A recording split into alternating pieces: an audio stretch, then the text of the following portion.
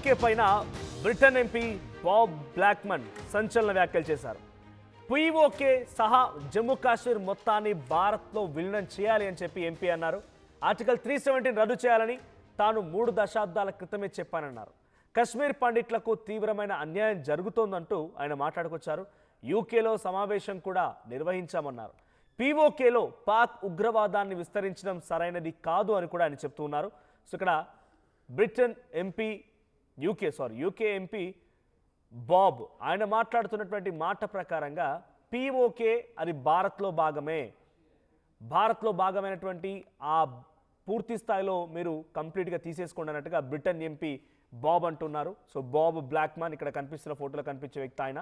So మీరు చూస్తే Pak occupied Kashmir, India occupied Kashmir రెండు ఉంటాయి. So Pak occupied Kashmir, India occupied Kashmir కాదు, అదంతా కూడా ఇండియానే. మనం ఇండియా ఆక్యుపైడ్ కాశ్మీర్ అని మనం చెప్పడం కాదు, అది మన కాశ్మీర్లో భాగం, మన భారత్లో భాగమే. కానీ ఆ దుర్మార్గులు, ఆ నీచ్ కమిన్ కుత్తేగల మ్యాప్లో దాన్ని ఇండియా ఆక్యుపైడ్ కాశ్మీర్గా చూపిస్తారు వాళ్ళు. పాకిస్తాన్ ఏమో తమ భూభాగంలో, మన పీఓకేనేమో తమ భూభాగంలో కలిపేసుకొని కాశ్మీర్ని మాత్రం ఇండియా ఆక్యుపైడ్ కాశ్మీర్ అని చూపిస్తారు. కానీ అది కూడా మన భారతదేశంలో ఒక భాగమే. 370 రద్దు చేయాలని చెప్పి డైరెక్ట్గా అంటున్నారు ఆయన. ఆర్టికల్ 370 రద్దు చేసి ఆ కశ్మీర్ మొత్తాన్ని కూడా తమ భాగంలో కలిపేసుకోవాలని చెప్పి బాబ్ అంటున్నారు. సో బాబ్ మాట్లాడుతున్న మాటలు ఒక రకంగా భారతీయుల్లో సంతోషాన్ని నింపే మాటలే. కానీ దీనికి ఎంతమేర ఇతర దేశాలు సహకరిస్తాయి? ఆ ఉగ్రవాదాన్ని లేకుండా చేద్దాం, ఉగ్రవాదాన్ని అంతమొదిద్దామంటేనే చాలామంది ఆ ట్రంప్కు భయపడి సైలెంట్గా ఉండిపోతున్నారు.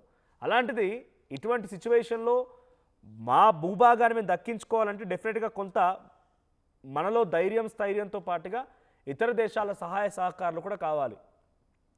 జమ్మూ కాశ్మీర్ పైన భారతదేశానికి మద్దతు నిలబడ్డారు British MP Bob Blackman. So గతంలో నేను చెప్పుకొచ్చాను, పాకిస్తాన్ ఆక్రమిత కాశ్మీర్ పీఓకే పూర్తిగా భారత్లో విలీనం చేయాలని ఆయన చెప్పుకొచ్చారు. ఈ భూభాగాన్ని పాకిస్తాన్ ఆక్రమించడాన్ని ఖండిస్తున్నారని కూడా ఆయన చెప్పుకొచ్చారు. ఇక జైపూర్లో జరిగినటువంటి ఓ కార్యక్రమంలో సోమవారం ఆయన మాట్లాడుతూ ఈ విషయంగా అభిప్రాయం వ్యక్తం చేశారు. 1990లో జరిగినటువంటి ఘటనలు ముఖ్యంగా కశ్మీరీ పండిట్ల వలసల ఆధారంగా ఏర్పడ్డాయని చెప్పుకొచ్చారు ఆయన.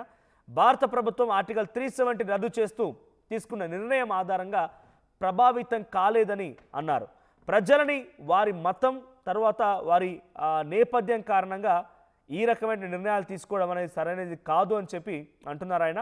వారి స్వస్థలాల నుంచి బలవంతంగా వెళ్ళగొట్టడం తప్పు, వారి మతాన్ని వారి నేపథ్యాన్ని కారణంగా తీసుకొని స్వస్థలాల నుంచి వెళ్ళగొట్టడం తప్పు అని చెప్పి ఆ రోజు కశ్మీరీ పండిట్ల గురించి మాట్లాడుకొచ్చారు. ఇది అన్యాయమని ప్రజలకు చెప్పడానికి మేము ఆ సమయంలో ఒక భారీ సమావేశం నిర్వహించామని ఆయన చెప్తూ ఉన్నారు. సో ఇప్పుడు ఎలాగైనా సరే ఆ పీఓకేని భారత్ దక్కించుకోవాల్సిన రకంగా వాళ్ళు మద్దతు ఇస్తూ ఉన్నారు. కానీ ట్రంప్ లాంటి వ్యక్తులు ఆయిల్ రిజర్వ్లు పెడతా, నేను అది పెడతా ఇది పెడతా అని చెప్పి అడిగి పోయి అనేక రకాలుగా డబ్బులు వాళ్ళకి సమకూర్చి అనవసరంగా వాళ్ళని రెచ్చగొట్టి ఇంకా బలాన్ని చూపించి వారిని పెంచి పోషిస్తున్నాడు, ఒక ఉగ్రవాదాన్ని పెంచి పోషిస్తున్నాడు. అదే కనుక లేకపోయి ఉంటే ఈ పాటికి ఎప్పుడో పాకిస్తాన్ పూర్తిగా కుదేలైపోయేది. తాగునీటి కోసం, సాగునీటి కోసం, ఆర్థిక స్థితిగతులు బాగాలేక భారత్ కొట్టిన దెబ్బతో కుదేలైపోయి ఎలాగైనా సరే దాన్ని పూర్తిగా పాకిస్తాన్ ముక్కలైపోయేది, మన పీఓకే వాళ్ళని దక్కించుకునే వాళ్ళం. కానీ ట్రంప్ వచ్చి వాళ్ళకి సహకరించడం మూలంగానే ఇవన్నీ జరుగుతున్నాయి. చూడండి, భారత్ పైభాగమైనటువంటి ఆ ప్రాంతంలో అక్సాచిన్ని అటు కంప్లీట్గా చైనా టేకప్ చేసింది. అక్సాచిన్ చూస్తున్నారు కదా, ఆ అక్సాచిన్ని చైనా టేకప్ చేసింది, అది కూడా మన భారత్లో భూభాగమే.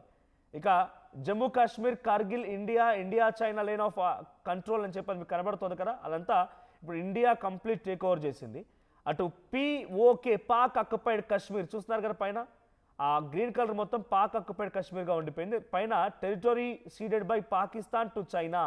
సో చైనాకి కొంత ఆ భూభాగాన్ని పాకిస్తాన్ ఏదో అప్పగించినట్టుగా, లేకుంటే అక్కడ కొంత ఇద్దరు షేర్ చేసుకుంటున్నట్టుగా కనబడుతున్నటువంటి మ్యాప్ ఇంకోటి కూడా ఉంది. సో ఇవన్నీ ఏరీ కాదు, ఈ దుర్మార్గులంతా అక్రమంగా వచ్చి కబ్జా పెట్టిన వాళ్ళే. కానీ వాస్తవానికి అదంతా భారత్లో భూభాగమే. భారతీయులు అక్కడ ఉండేవారు, హిందువులు అక్కడ ఉండేవారు, భారతీయుల సంస్కృతి అక్కడ ఉండేది.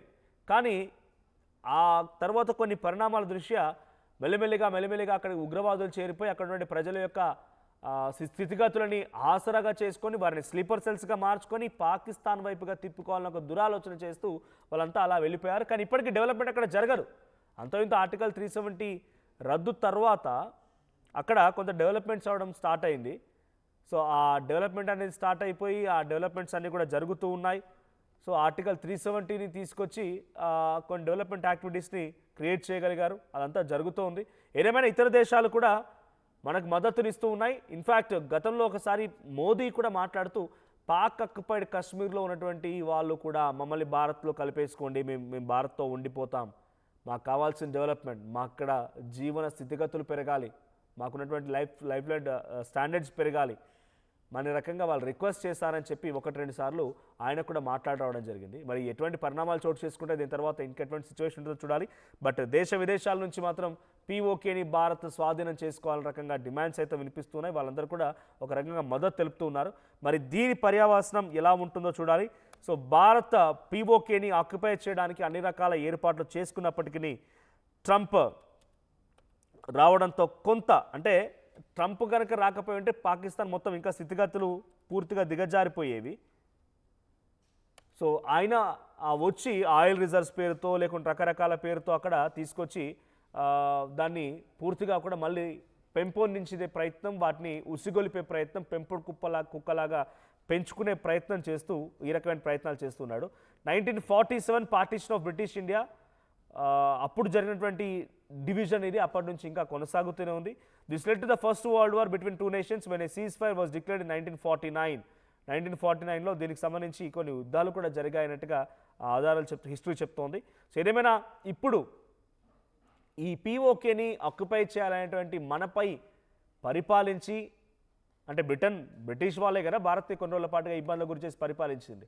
సో మనపై ఆధిపత్యం చెలాయించి మనల్ని ఇబ్బందుల గురి చేయాలని ఒక ఆలోచనతో ఉన్నటువంటి ఆ దేశస్తులే వచ్చి మళ్ళీ మీరు ఎలాగైనా సరే పీఓకేని ఆక్యుపై చేసుకోవాలి అని అంటున్నారంటే హౌ స్ట్రాంగర్ ఇండియా అనేది వాళ్ళకు అర్థమైనట్టుంది.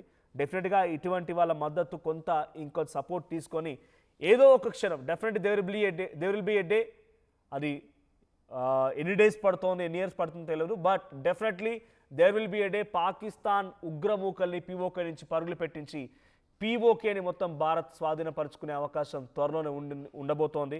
సో చాలామంది మద్దతిస్తున్నారు. సో మీ అభిప్రాయం ఏంటి?